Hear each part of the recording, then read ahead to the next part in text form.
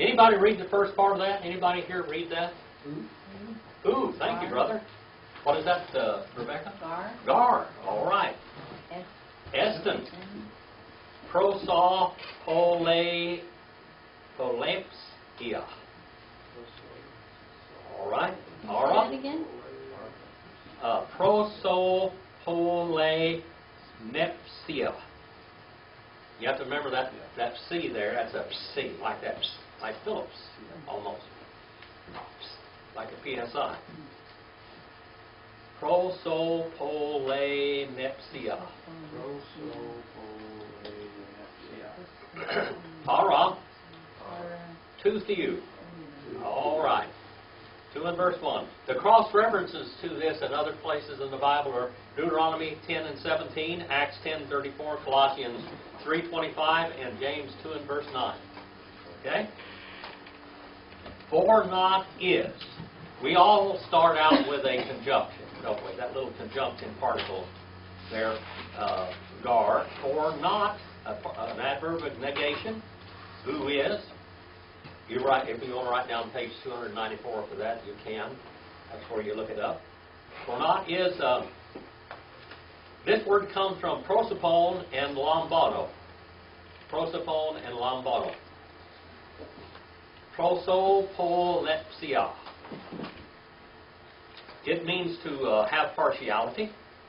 It's not in the Septuagint, by the way. It's kind of a rare word. Matter of fact, it's so rare that Paul invented it. That's how rare it is, okay? It's so rare that Paul invented this word. It was not used anyplace else. All right. It means face receiver. It means if I like the looks of you, then I will be partial to you, okay?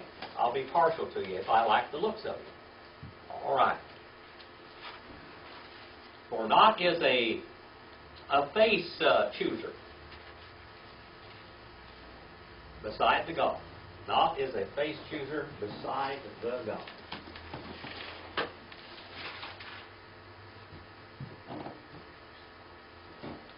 You will be right here by the camera. Can you read that one for me, Rebecca? For God shows no partiality, undue favor, or unfairness. With him one man is not different from another. All right. Prosopolepsia. He is not a face pleaser. He doesn't go toward the faces. In other words, there is no partiality with God. He chooses, he looks upon the heart and not the face. All right, the heart, not the face. 2 and verse 12 now. The cross references 2 and verse 12 are 1 Corinthians 9:21 and Acts 2:23.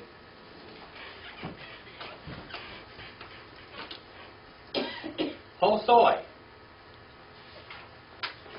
Hosoi. Okay, then gar. Onomos. Hamarton. Onomos. Onomos. Kai. Apolonte. Kai. Hosoi. In nomo. Hamarton. Dia. Nomu. Crete sonte. All right.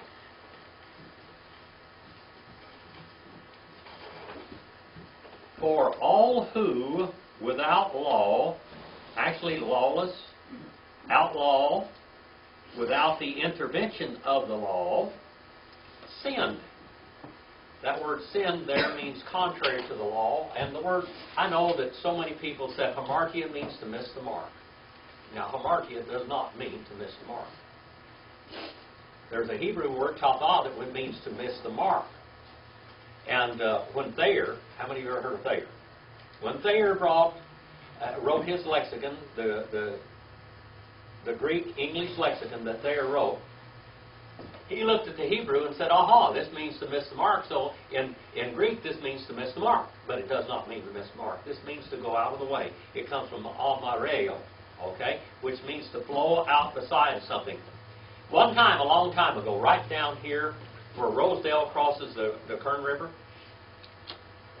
There was such a great big log jam down there that the river ran over the side of it, and I believe for 2 years they cut wood out of that log jam, and the river wiped out everything on both sides of that area right down there, just wiped out everything. This floods, that's hamartia. It means it's like a conduit or a canal or a river. When it overflows, it causes destruction. Peripatio and parapipto, all these words in Greek, it means to stumble or go out of the pathway, is what it means. The Indians have a saying, it says that an Indian's supposed to be on the red road. On the red road. If he's holding to his religion, if he is a moral man, if he is honest in all of his ways, one thing about the Indians they could not stand is dishonesty. For a man lied to you, if you lied to an Indian, he never trusted you again because he thought you were an atheist. If a man would lie, that he didn't believe in God. As far as they were concerned, if you were a liar, you were an atheist. You were an immoral, terrible type of person. When an Indian told you something, when he made a contract with you in the early part of this country, when they came over here, if he made a contract, his descendants for 1,000 generations would keep that contract, that peace treaty, so to speak. They would do that. That's what they had done for the whole history of their whole existence. When the Anglo-Saxons came here and they broke those contracts, they couldn't believe. They thought they were some kind of animals walking around on 2 legs, some kind of new animal, because surely they didn't believe in God. Spoken tongue. Yeah. Spoken tongue. Have you ever heard of the old term Indian giver? I wasn't talking about Indians. By the way, it was talking about the Indians. They would say, my family, a lot of my family, they came out of North and South Carolina, Georgia, Alabama, Mississippi, all of those areas, and then Kansas and North and South Dakota, Nebraska, and all through that area. But they dumped all the Indians in Indian territory because they thought it wasn't worth anything. Surely we wouldn't want anything there. Besides, that's as much of wild Indians there. We'll just put these Indians in when they want wild Indians, maybe they'll kill each other. Yeah. Well, they got in there and then they struck oil and they found out the Indians made that place bloom like a garden. So they won. They won. Well, these were all sin. Sin. To them, that was a horrible sin. The Bible talks about different kinds of sins. Different kinds of sins in it. But every one of them is going out of the pathway. Out of the pathway. And that's what this word means, to go aside. First person singular or third person plural. For all who without the law they have sinned is third person plural. Second aorist indicative active. It can go first person singular or third person plural, either way. The endings and the word is made up that way. It comes from harmatano, which comes from a and mario. Okay? Out of the way. Yes, Brother Bill. Jim, now this is just me, how my mind works. Could that be said, for as many as have sinned without law? Can you insert knowledge in there? Would that fit? For as many as have sinned without knowledge will also perish without knowledge? Without the knowledge of the law. Yeah, but we're going to get on to that in just a little bit. We're going to talk about that. For all without the law, they have sinned without law. Also, they shall perish. Third person plural, future, indicative, middle. They shall perish for themselves. All right, without the law. And all who in the law, they have sinned. Third person plural, second aorist, indicative, active. They have sinned. Here's the word. They've gone out of the pathway. All right? By the agency of the law shall be judged. All right. Not the Jew will be judged first and foremost, won't they? God's chosen. They'll be judged foremost and first because they were the first ones to receive the administration of God's kingdom. That's what they are. Look at all those years. Just for the last 2,000 years has the Gentiles had the administration of the kingdom in their hand, and guess what's going to happen to the Gentiles? That's the whole book of, this is the reason why it's coming. On the Jews to bring them back to God, on the Gentiles because of what they've done with God. All right? All the governments. For 2,000 years, Baptists fought for separation of church and state. And now we see politics and religion getting so mixed up. So mixed up. It's becoming one, isn't it? We know what happened in 325 A.D. when Constantine married the church and state, and for hundreds and hundreds and, well, way over 1,000 years, the Catholic Church controlled the world and strangled the whole world. Look what they did. It was immorality. They came over here to this country. They enslaved all the inhabitants here. On the west coast out here, it was genocide. Total genocide. If you weren't in a Catholic mission, you were a dead man. In South America, you can't get married down there in South America unless you're married by the Catholic Church. They still have control. You're not recognized as a man, and a woman. It's not man and wife, it's a man and woman if you're not married according to the Catholic Church.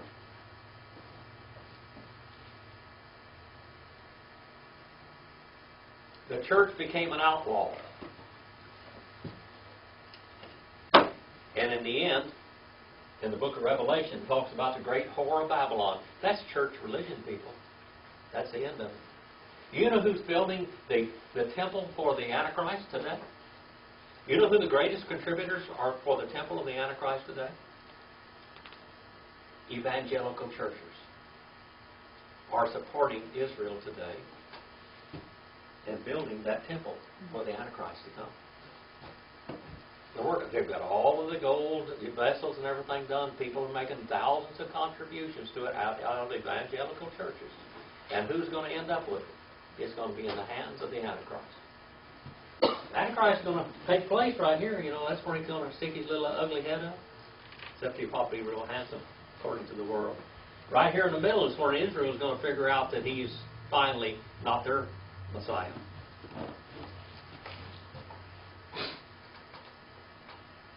Lawless.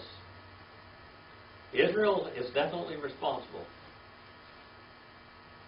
God will judge them first. The whole purpose of the tribulation period is to bring Israel back to God. And then the secondary hammer there of God's wrath is on the Gentiles. 2 and verse 13. Ugar hoi. Akraote. Nomo. Dekaioi. Para. Tu theou. All hoi. Hoiete. Nomu. Dekaio theisonte. Well, you guys are getting really good. You know that? You are good. You don't even need me here to read this anymore. For not the ones hearers, listeners. That's where we get our word acoustic from, is right out of this word. All right? For not the ones listeners of law. All right? Look at that. For the ones law just besides the God, but, strong adversity conjunction, but the ones doers of the law, they shall be justified or declared righteous.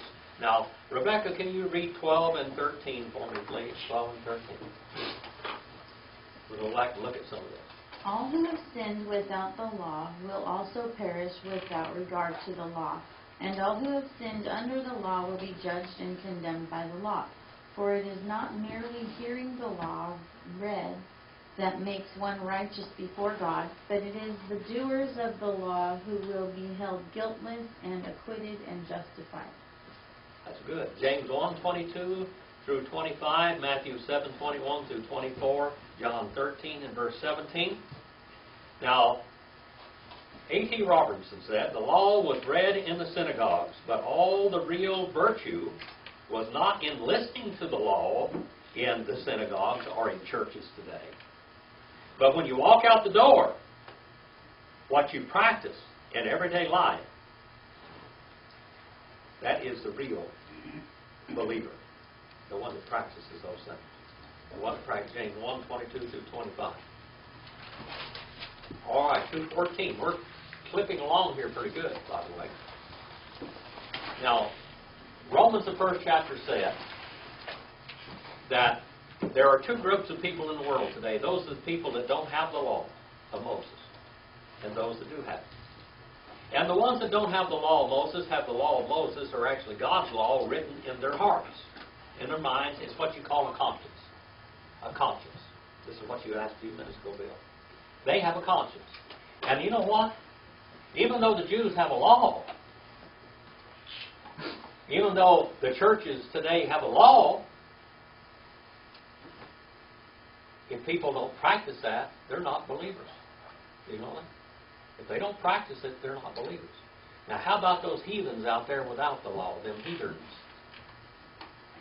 If they're doing the law, if they're practicing what they believe, according to what light they have received, God will judge them according to that light. 2:14. Hotan gar. Hotan gar ethne. Ta me nomon. Ekontan phise. Ta tu nomu. Hoyusen. Putoi. Nomon. Me. Ekontes. Iatois. Asen nomos. Now, this is an obvious reply to the Jewish critics of Paul. Okay? The Jewish critics are saying, we have the law. We are God's people. We are God's chosen people. God's chosen people. You ever tried to witness to a Muslim? An Arab? You know one of the greatest objections they have? That God chose those Jews over them. But you know something? What those Jews today have to answer to God too, because they rejected the Messiah. Now, He's going to put them back in place over here for 1,000 years, but He's going to get them beat up real good, and guess who He's going to use to beat them up? Them Muslims. And all the rest of the Antichrist, their own Antichrist. Whenever, whenever, in what case of an occasion, nations, the not law, the ones outside of the law having, by nature, this is by your conscience, Brother Bill, by nature. Just because an old word for just because they have begotten, they have a conscience. Everybody in this world has a conscience. Okay? We have consciences. God gives every man a conscience. I said a while ago, when the Indians that were over here in this land, when they came along, the Anglo-Saxons, when they came along this place, carrying Bibles. Carrying Bibles. And boy, they were glad to hear about God in a more perfect way. But when they saw these people not practicing what that book said, these people are atheists. They got a book all right, but they don't believe it. They don't believe it. Because they're not practicing what they say they believe. Romans 2:15 and 1:19. These are cross-references to this. Acts 10:35. For whenever the nations are not the law having by nature, just because they were born, the things of the law they may do, they have a conscience. And they practice morality. These ones, little demonstrative pronoun, law not having to themselves are a law. The very conscience that you have in you condemns you. I don't care whether you go down to the darkest jungle of South Africa or wherever, in South America, down the Amazon or wherever you want to go down there, those people committing adultery is wrong. And stealing is wrong. Lying is wrong. And that's what the Bible teaches. How do you think it got on their hearts? They know. I mean, they may be far yonder, as I was teaching the book of Genesis, the furthest ones away from the Fertile Crescent were the most primitive. But still, they know about God. They know about Him because God wrote it in their hearts.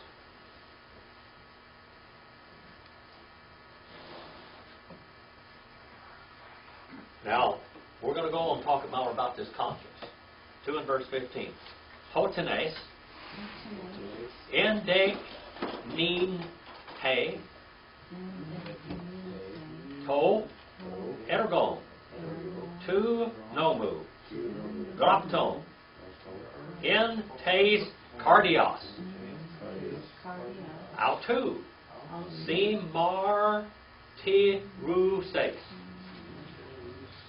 auton, tes, sine, desios, kai, metatsu, alelon, ton, ligosmon. And then ka, erg, o, runton, a, gar, apologomenon. Now let's look at this. This kind of makes a summation of everything. Rebecca, you want to read number 14 for me, please? From the Amplified Bible, by the way. When Gentiles who have not the divine law do instinctively what the law requires, they are a law to themselves, since they do not have the law. All right, so God's going to hold them accountable to it. All right. Every now and then there's an outlaw even among those people. Do you know that? Among the Indians, when they had somebody being real bad, they did one or two things. If they had a bad girl in the tribe, they had their daddy cut her throat. That's the way it is. If there was a bad guy, they had the daddy cut his throat. You were responsible for your children. You know that? That's what they said. You're responsible for your children. You raised them, you put them away. You do it. They're your child.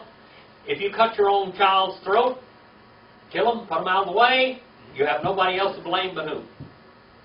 Yourself. First of all, you were the executioner. You were supposed to raise them, you didn't raise them right. Or, one other option was they were kicked out of the tribe. Left by themselves. Sometimes, what? That was a sad sentence too, but now, there was some outlaws that were out there. Some of these outlaw tribes would get out there and they would do all kinds of weird stuff. You know, they were outlaws. They were bad people. And one from a Cheyenne, one from a Sioux, one from a Blackfoot or whatever, you know, they'd all get together out there, and pretty soon they would be outlaws going and preying on other people. So sooner or later, this is about the only Indian wars there was from the outlaws. How many of you knew that? Well, they went out there, and sometimes the tribes, they would go and say, well, now, all you Sundance people, we got a problem out here. We got some of our outlaw relatives out there. We got to go take care of them. So that they would go and attack them and try to wipe them out to the last man because they weren't fit for the world, not for God's world. All right. All right. Who display or show, manifest, display the work of the law, carved, engraved in the hearts of them. The word that's carved in their hearts. The word cardia there, we get our word cardiac and everything. You know, all medical terms are from Greek. All legal terms are from Latin. I've driven that to you. We're going to learn this, okay? You're going to get that. The hearts of them, witnessing with them, accusing and excusing them. This is what we call the genitive absolute by here. Witnessing with them of the co-knowledge by the side of the original conscience. Okay, Romans the first chapter again.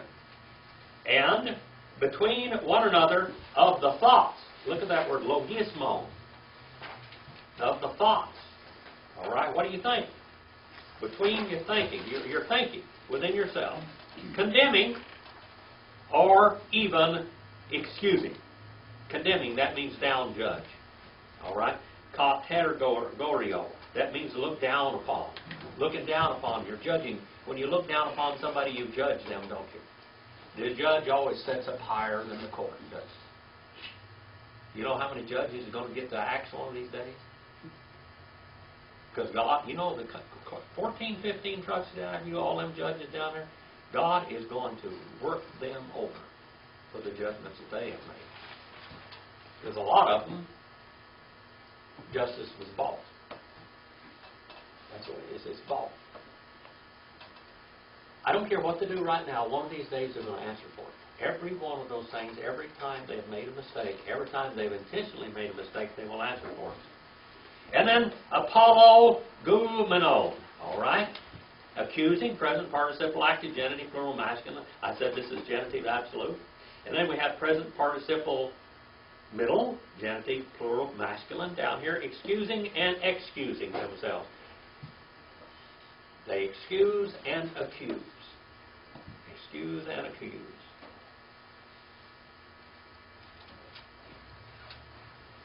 That word apologenon, this is what we get our word apologetics from. This is where we get our word apologize from. This is where we get our word debate from. All right? A debate is an apology. Apologetics. When you study apologetics, it's study giving an answer back. That's what it literally means. 2:16 now. And hey, Hamera, Krine, Hotheos, Ta, Krypta, Tone, Anthropon, Kata, To, Euangelion, Mu, Dia, Jesus Christus. All right. In which they, judges, critics to God, the cryptic. You ever heard of cryptic writings? Cryptic this, cryptic that? Oh, crypt. That's something hid. They used to put bodies in crypts. They used to hide dead bodies in crypts. All right, cryptic. The hidden of the men according to the gospel of me by the agency of Jesus Christ. My wife studies at home sometimes. And she's been studying. I did, classes on the tabernacle. How many of you listened to me on the classes of the tabernacle? And I thought about the tabernacle, that thing right here. And the colors mean things and everything else. White means what? Righteousness, justice. White.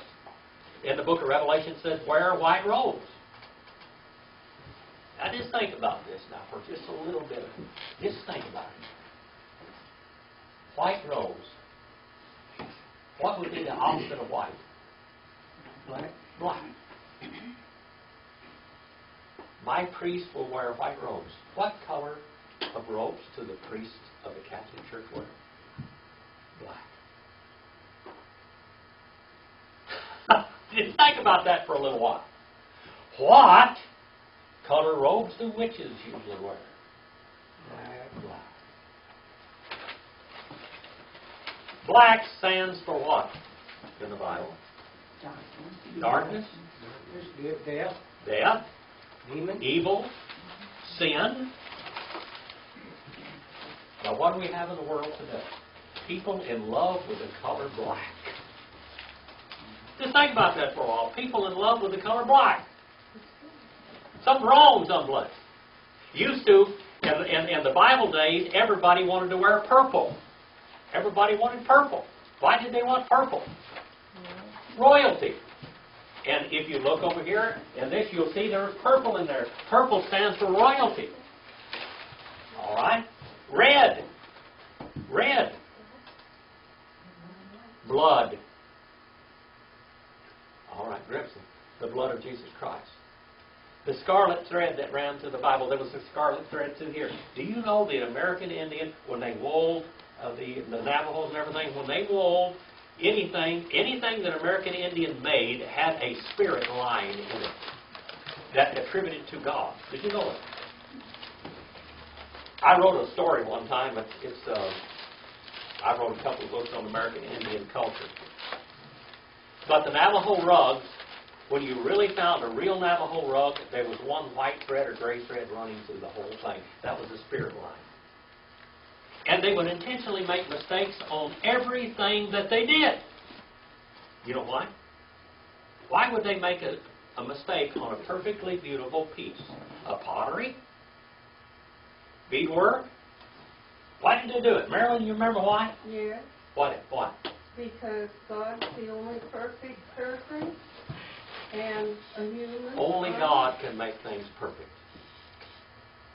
So they intentionally, everything that they made had a flaw in it, because it's made by human hand. Okay? Human hand. Conscience. Now you tell me conscience doesn't work. You tell me that God didn't write all the way from Adam all the way this way conscience in people's hearts. To know right and wrong. We all came from Adam, people. We all had the same information at one time. God made two perfect people. The rest of us are just descendants. Yeah. Imperfection. Yeah. 2:16.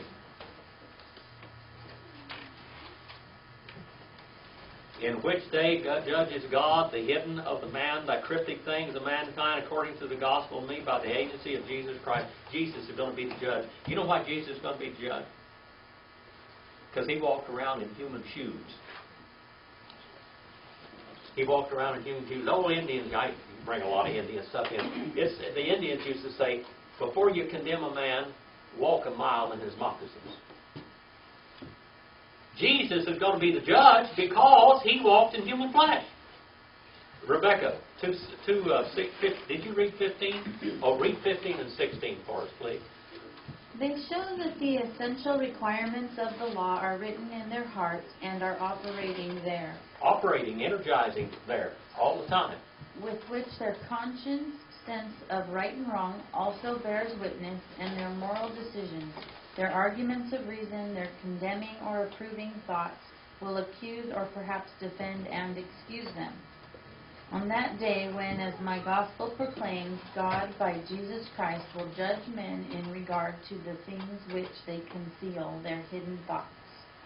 All right, there we have it. Romans 14 and 10, 16:25, Romans 3 and 6, 1 Timothy 1 and 11, 2 Timothy 2 and 8, 1 Corinthians 15:1, on down to about verse 5. That's the gospel. Delineated out there, explained. Galatians 1 and verse 11, 1, 6 through 8, or 1, 6 through 9, Acts 10:42 and 17:31. These are all cross-references. Bill, is this answering your question, isn't it? Yep. Paul's doing it. Yep. Paul's answering that question. All right. Ade Su. Actually, C. Ade C. Eodias. Eponomase. Kai. Eponapa.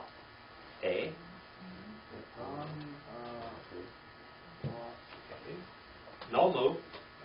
Kai. Cox. Ase. En. Theo. Romans 2:23 and 9 and 4. Micah 3 and 11. John 5:45. Philippians 1 and 10. And Luke 1:4 and 1 Corinthians 14 and 9. These are cross-references to this one. The Jews will be judged the most because they got the most light.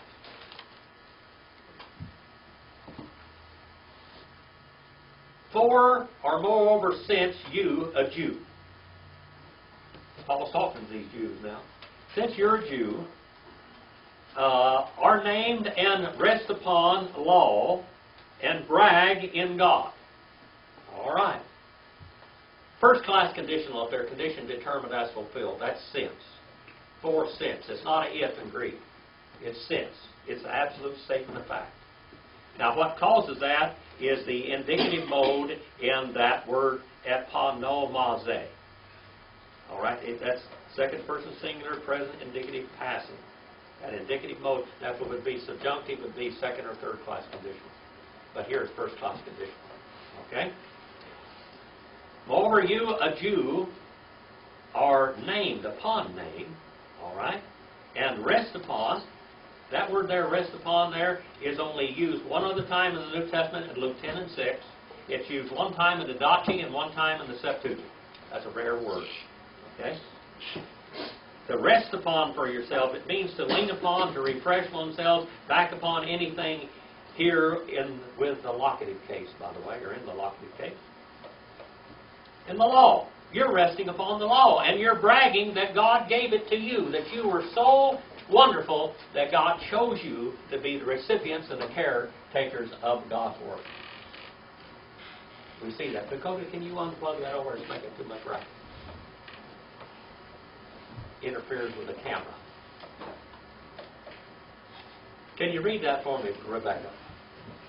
17. 1, 2, and 17. But if you bear the name of Jew and rely upon the law and pride yourselves in God and your relationship to Him. You're resting upon the law and your relationship to God. If you're a Jew today, boy, look out. You rejected your Messiah. You missed the boat, and the boat's coming back, but this time the boat's going to be on fire. You ain't on the guest list. No. Israel will never be in the place of preeminence like it once was. Israel could have been the bride. Do you know that? The bride is in close proximity, juxtaposition with the groom, which is God. Jesus, His bride, is not Israel. It is the church from the church age, because Israel rejected their bride, or their groom, that is. Israel rejected him. 2:18. We're clipping right along here. Now, there's a lot of theology in this, but I think it's pretty rational what it is. Okay, so we're not going to chase it real deep. When we get to something, we'll look at it deeply. But right now, we're just traveling along. All right? Kai. Genoskes, Tol, Dalima, Kai, Dokimazes, Ta, Diapheronta, Kataxo Menos, Ek, Tu, Numo.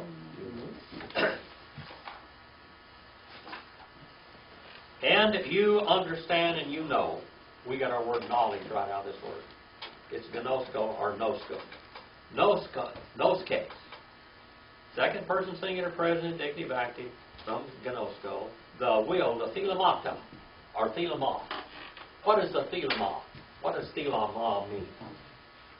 Remember the words from mind and will. Thelama means what?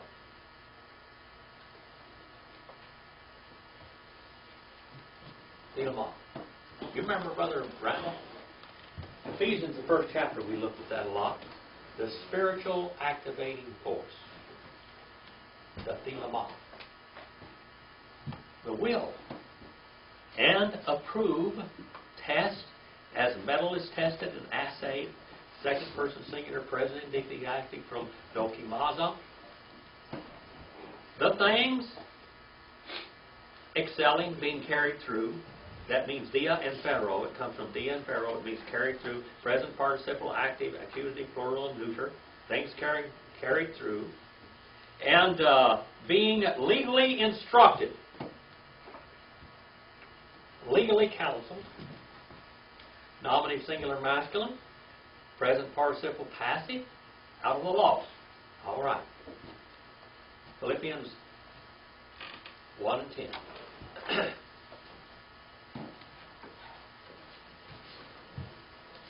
Rebecca, can you read that one for me, please? And know and understand His will, and discerningly approve the better things, and have a sense of what is vital, because you are instructed by the law. All right, you're instructed by law. You're going to answer the law. You've rested upon the law. You leaned upon the law, and guess what? The law is going to condemn you. 2:19 now. 2:19. I wrote up here, a guide to the blind.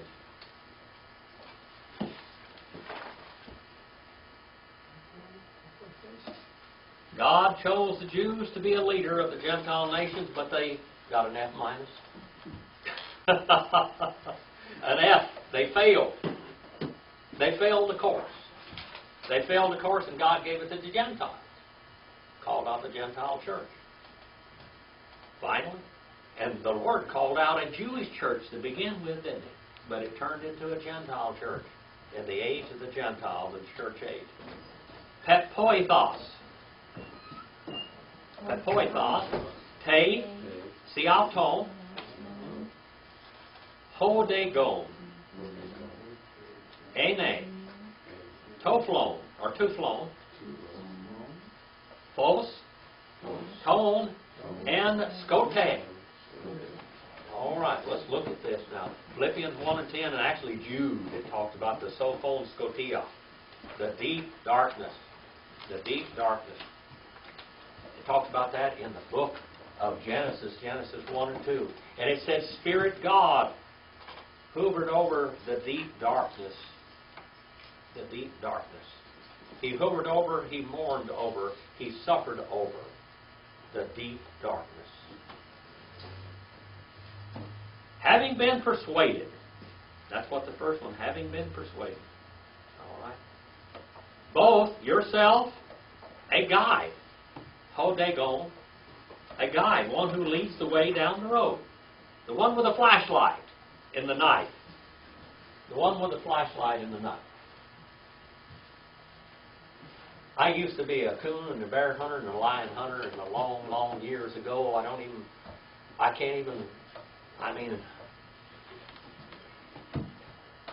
That was so long ago. I'm not able to do anything anymore. My boys wanted me to go up in the mountains and just ride up there in the truck. I used to walk from the top of Greenhorn Mountain to the bottom of it, to Isabel or Glenville, and walk back up in one night in the dark. I spent more time in the mountains in the dark than I did in the daylight. You look out there at nighttime and the moon shines when it's not cloudy and everything, the moon shines. I was up there sometimes so bad, so thick. I was on the Sawmill Road one time, way down through there, and we ran a coon out there and treed the coon, and we followed the dogs out there, and we were looking in that thing out there, and I had to get down and look in a stream. I knew the stream was running downhill, but I'm going to tell you what, it was so foggy, I couldn't see that table right there. We had flashlights, but they didn't do any good. All we saw was mist and fog. I had to get down and find out which way that stream, I had to spit in that thing to find out which way the thing was running. Hold on a flashlight on and spit in it. And I knew we had come upstream, so I followed that stream. I stayed right in the stream, all the way down. A guide. That stream was my guide that night. The Word of God is our guides today. We have an Old Testament, we have a New Testament. The Old Testament was supposed to guide the Jews to the Messiah. And the New Testament guides us back to the Messiah. He's still there. That is the whole central theme of the whole Bible, pointing to and from. All right? A guide to be blind ones, a light to the ones in darkness. Jews were supposed to be a light to the world. Jesus talked about it so much. He said, a city set on a hill is a light to everyone. They put cities on the hill so you could see for long. And when you were traveling at nighttime, you could look up there and you know how far you had to go.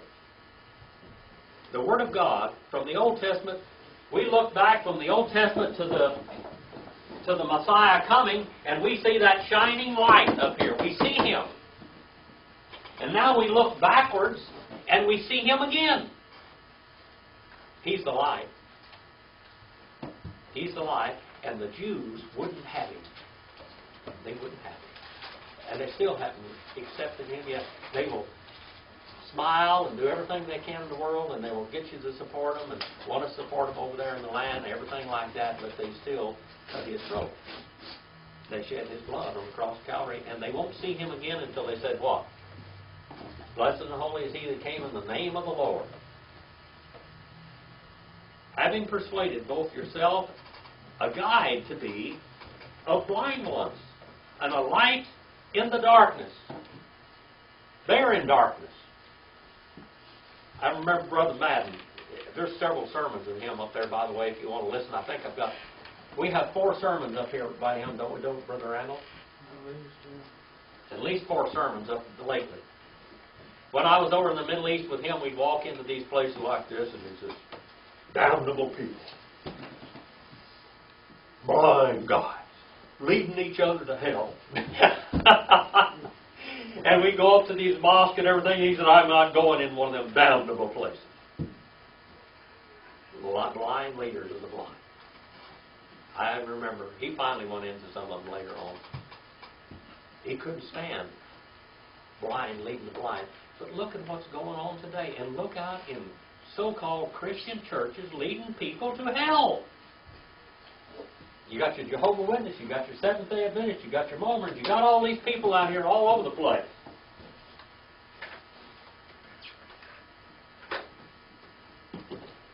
You know who God's going to judge above everybody else in them false religions? Charles Taze Russell's going to have a hot spot in hell, I'm telling you people. So is Ellen White. And so many of those others that started these false religions. Mary Baker Eddy, all these people that led people astray by the millions. And then out there in the Christian, what we call Christendom, there's every flavor of that you can think of out there. And who do you think? The blind leading the blind.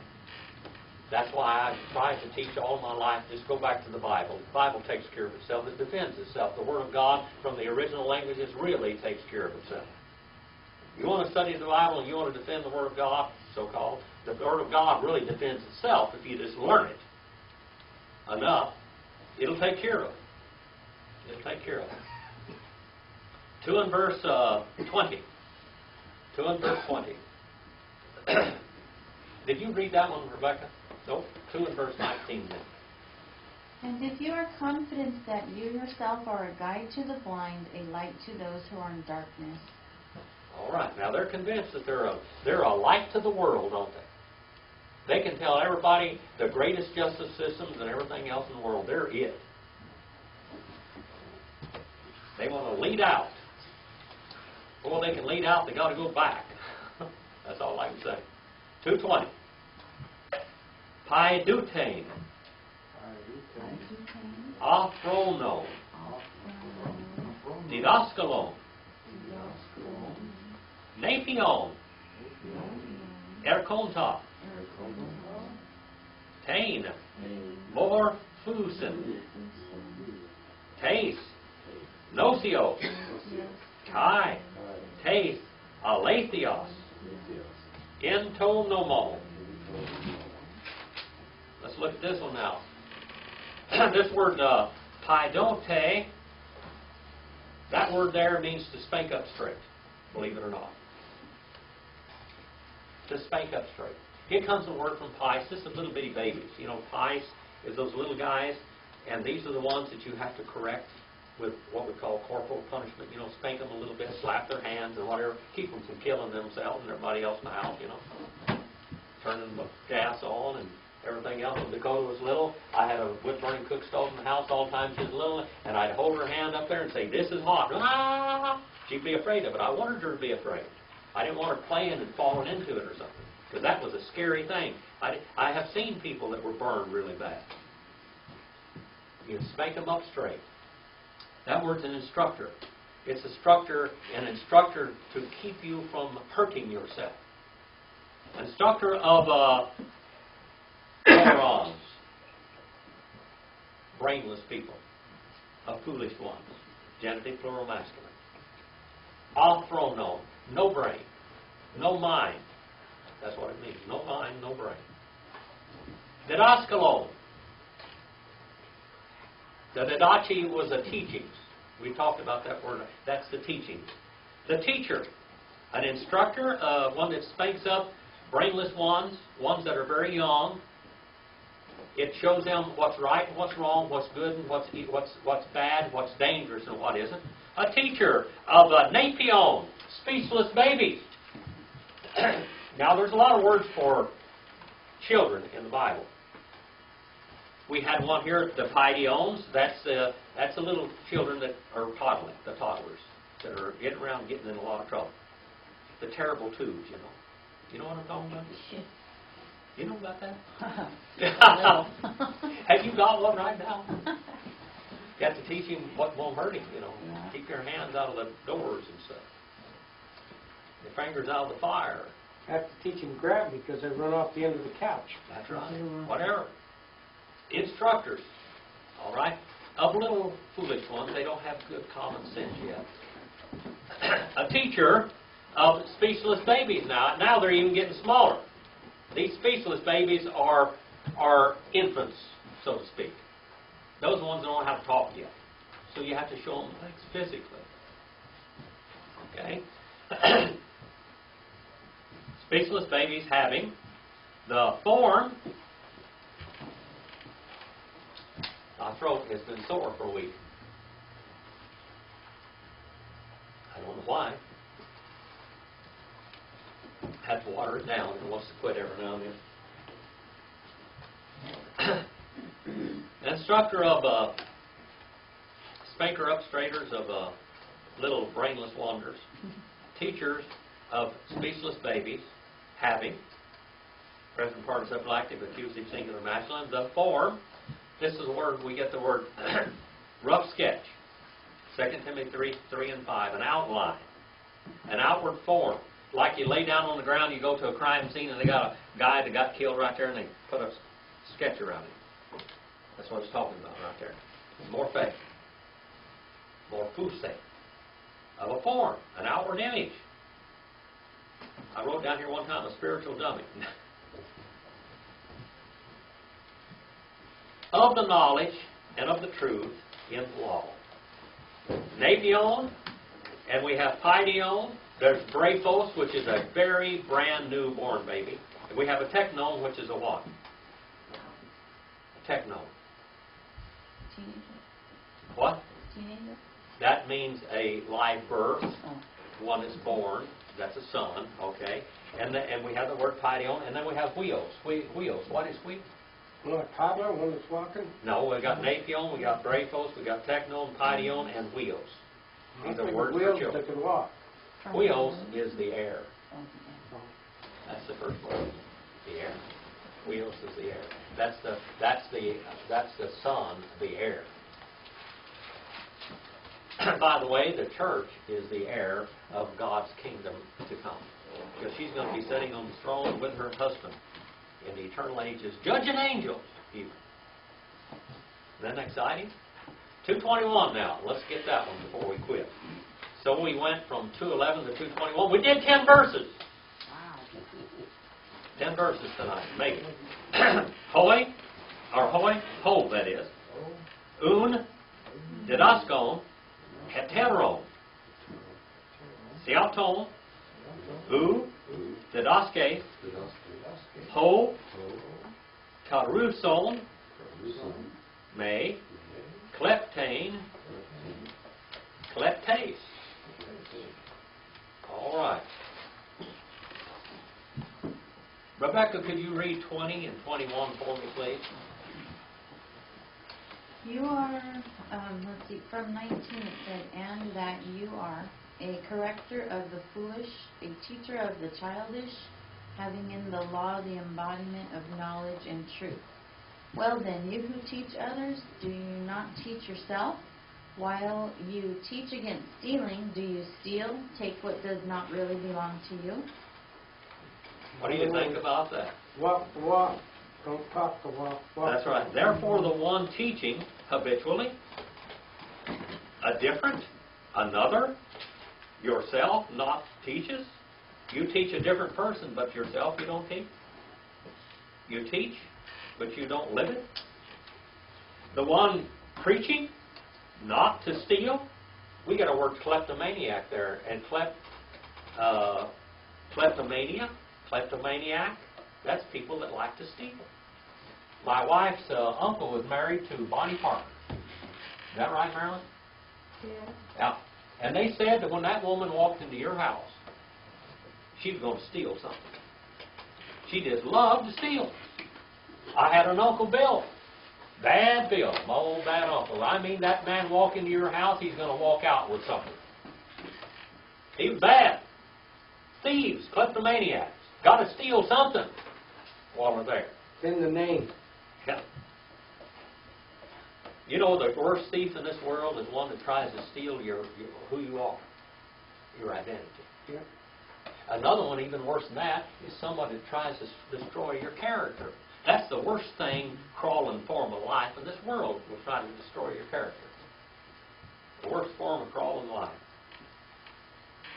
Now, Paul breaks off his long sentence, anakolutheon, that he began in verse 17 and starts over again with a phrase that gathers it all up in the small compass, teaches and drives it home, therefore, on the Jew yourself, he says. You have destroyed yourself.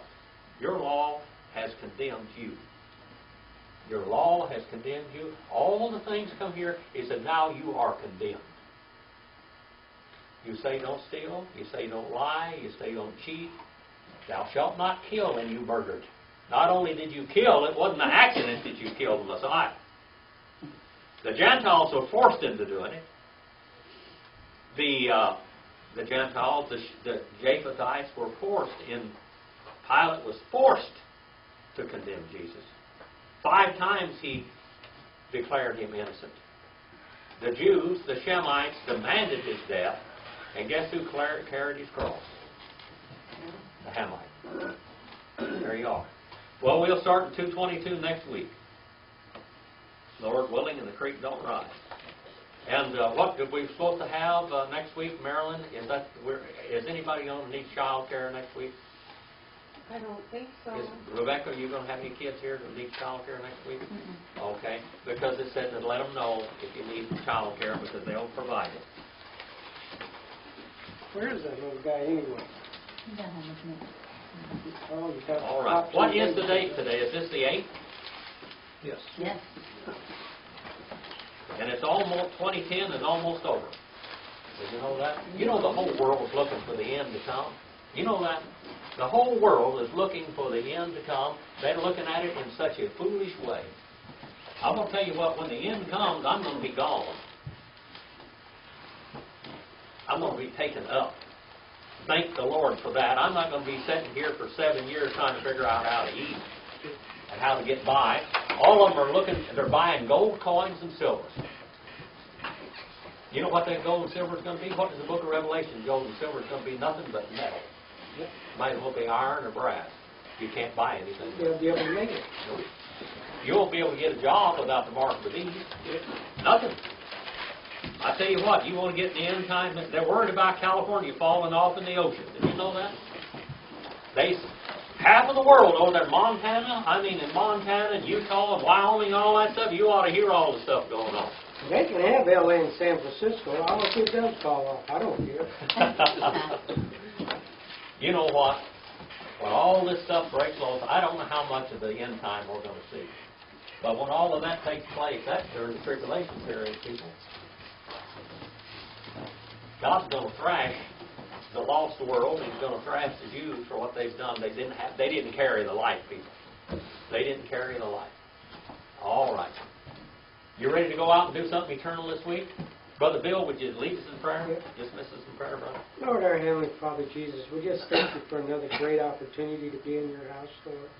And we love you, Lord, and we thank you for your word and for dying on the cross and for just being there, Lord, letting us know that you're around.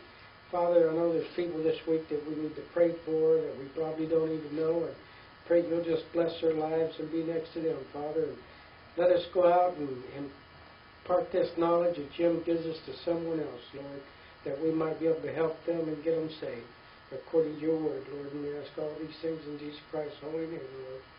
Amen. Amen. I don't know, Jim. I think God can't get a stinking Seventh-day Adventist or Jehovah's Witness to stop at my house anymore. I'll sit out You're there waiting on the dangerous, Bill. for them boys. You're dangerous.